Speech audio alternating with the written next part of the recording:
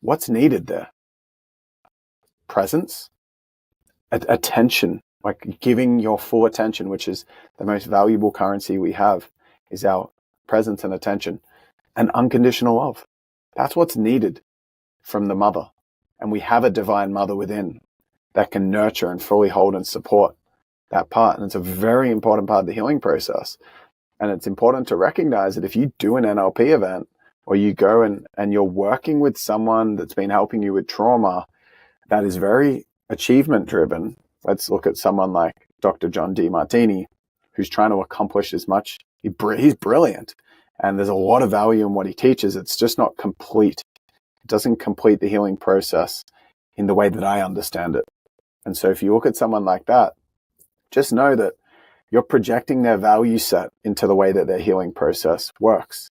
And there are a lot of people that have taken NLP, like Tony Robbins, for example, and it's not NLP anymore. It's NAC. It's not neuro-linguistic programming.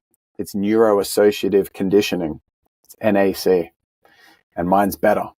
And what I feel that Tony's saying, and I feel like Tony probably have some awareness around this, but from my experience, he's very attached to being liked based on being super successful.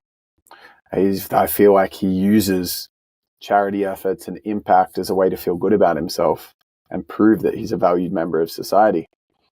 And I've witnessed that. When I did Date with Destiny a couple of years ago or 3 years ago, I saw him full steamrolling this woman that was in a deep emotional process because he was attached to getting the breakthrough. And I could feel his energy so strongly.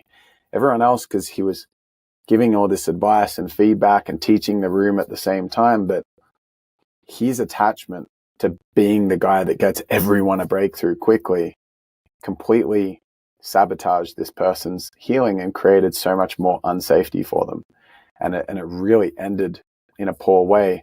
And he kind of played it out as if there's all these learnings, and I'm sure most people in the room would have felt uncomfortable in their body at some level, but just because they pedestal Tony, gone, oh, that's an amazing breakthrough he just did. How he just gave us all this wisdom. Oh, that's interesting. And his head would have met their head, but their bodies not feeling fully safe. The person from the breakthrough, this woman, and even Tony's wife kind of came in afterwards, Sage, and said a couple of other pieces without stepping on Tony's toes too much, but I could see that she felt uncomfortable as well with the way that Tony just did that thing and tried to break someone through. And that's an example of what I'm talking about here, where the mother is missing. Our inner mother is not there to give unconditional love and nurture. And that's an important component of the healing process, to give us what's really required, which is unconditional love and presence and attention, right? So that's super important. The feeling process, you got to feel it to heal it. The only problem with that sentiment is if you got to feel it to heal it, the energy behind that can be, well, let's heal this thing so we can move past it. And if you want to get past it and you want to get to your attachments in life and feel conditionally better about yourself by trying to prove yourself to the world, if you want to get there, then you have to feel this.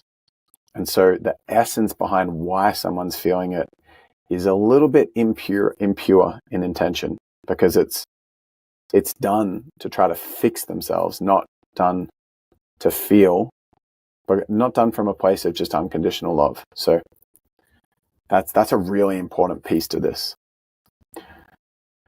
Now, I'm just feeling in this moment that I'm actually going to hybrid this into 2 episodes because it's actually quite long. So I'm actually going to stop here, and then I'm going to pick this up in the next episode. So let's just recap what we've done in this episode, just so you're really clear, and that this next bit will be helpful. So make sure you listen to the end of this here.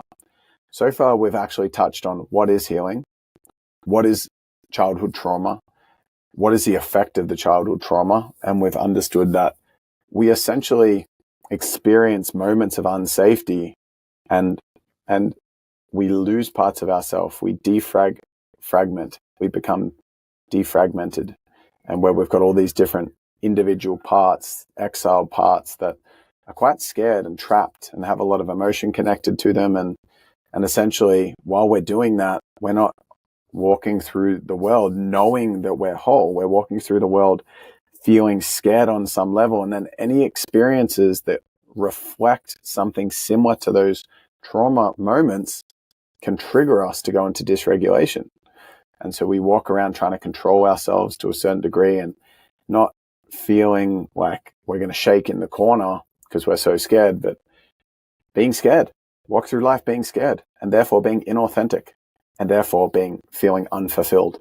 And so the healing childhood trauma is essentially a process of becoming more whole, because the parts of us that we've lost get reintroduced into our field and they feel safe to come back online. And so we become more joyful. We become more confident. We feel more whole, perfect, and complete for who we are.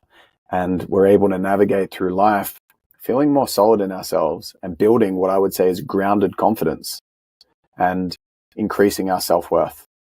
So that is super, super powerful. And I've established that part of how do we heal this? Well, firstly, we heal it by finding the parts, and we have a natural patience to letting them come up in the right time.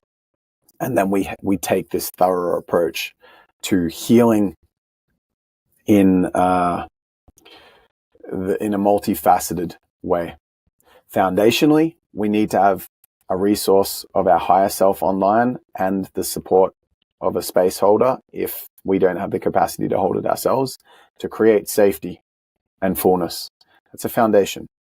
But then the first of the three main things during a healing that are required is to have our inner mother present to unconditionally love our self enough that the child feels safe to be with those emotions and to feel really patiently and groundedly, right? So that's the summary from this episode.